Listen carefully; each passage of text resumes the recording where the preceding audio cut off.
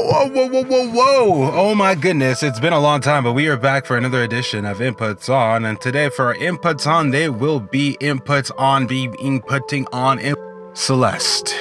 The best a man can get. Or is it? Honestly, I just want to straight up just say Celeste is one of the more fun games I played this year, and it dropped in my lap. I got it around November, after I finished playing Yakuza, the first one, Yakuza Kiwami, remake of the first one, whatever.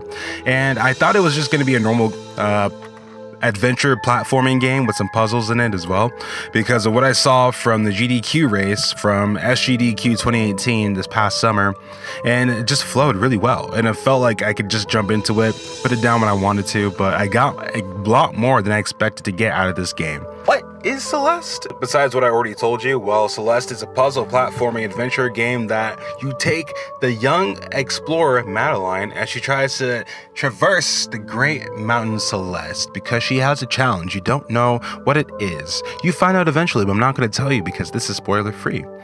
So just do your own research and have your own adventure and climb that mountain, okay? Now, the way that Madeline explores and the way her abilities work is that she can cling onto walls for a limited amount of time, and she can also jump and dash in the air, but she can only dash once. When she lands on solid ground once again, her dash is replenished, so keep that in mind. Now, it's not without its obstacles as well. There are spikes, there are a few hidden traps, there are springs even that you have to look out for, and a really cool golden feather they can use to just shoot you around all over the place as well. If I had to use a proper term to explain how this gameplay feels, it's smooth, like Barry White's voice smooth, and also it's just fantastic fun.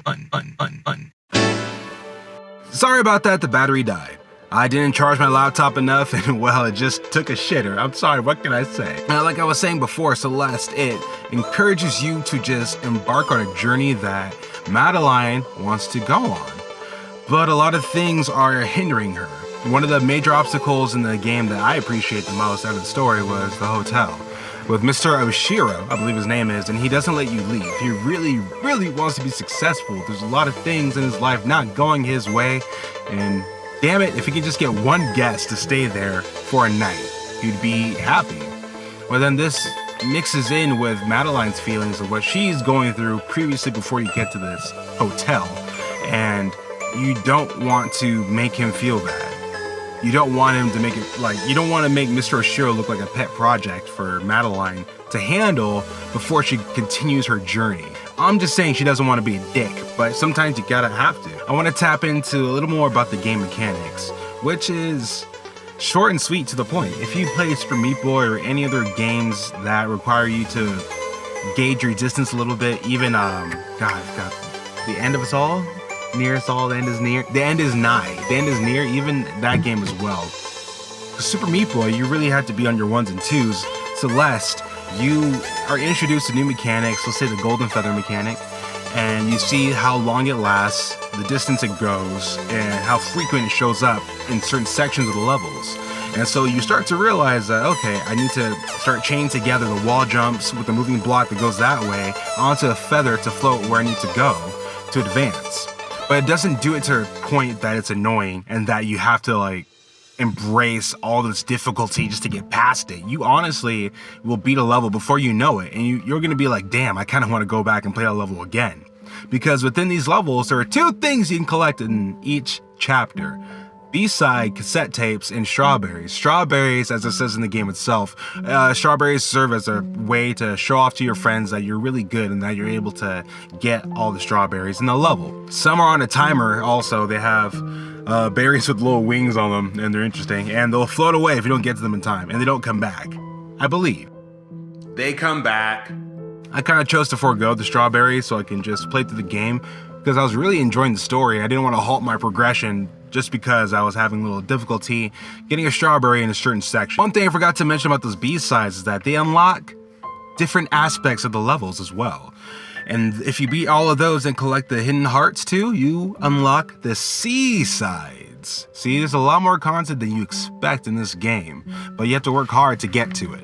So what else can I say about this game? Because it's not a giant game at all. I mean, that's one of the reasons why I think I wanted to start this series, because I want to take as minimal time as possible as I can to talk about how great a game can be. That's the challenge in this.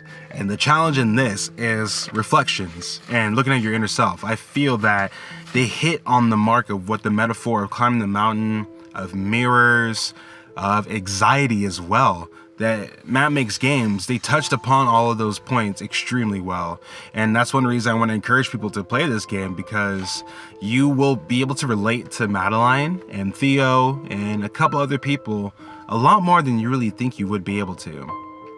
I think a favorite section of mine is just the game comes to a kind of a halt, and you save Theo, another explorer you meet during your adventure, and you guys just have a sit-down talk. And like Madeline, she says she has issues and depression and anxiety as well. But Theo asks her, how do you deal with all the anxiety, especially if you feel it suffocating you? And Madeline simply replies, drinking. And sadly, that is a lot of individuals' answers of how they deal with such problems that they have, personal problems. And so, like, little things like that, and you try to find out what the purpose is of Madeline climbing this mountain, because she's told to stop. She's told to quit many a times, but she keeps going. She doesn't know why either.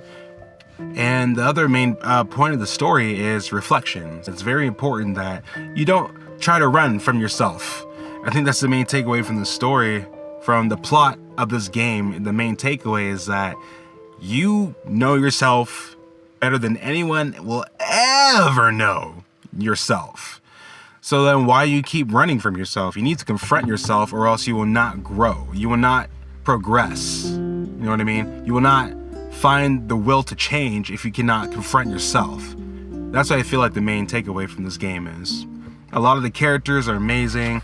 I want to shout out just the whole team: Matt Thorson, Noel Berry, Amor Bettany, Pedro Medeiros, Gabby De Rienzo, Matt Thorson. Like, they all came together and made a great game that I am able to explain to a lot of friends of mine that it's easy to get into. Just take the time, play it. You're gonna love it.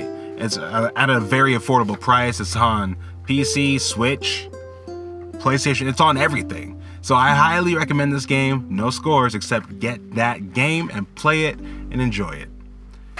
That has been Inputs on Celeste. The best a man can get.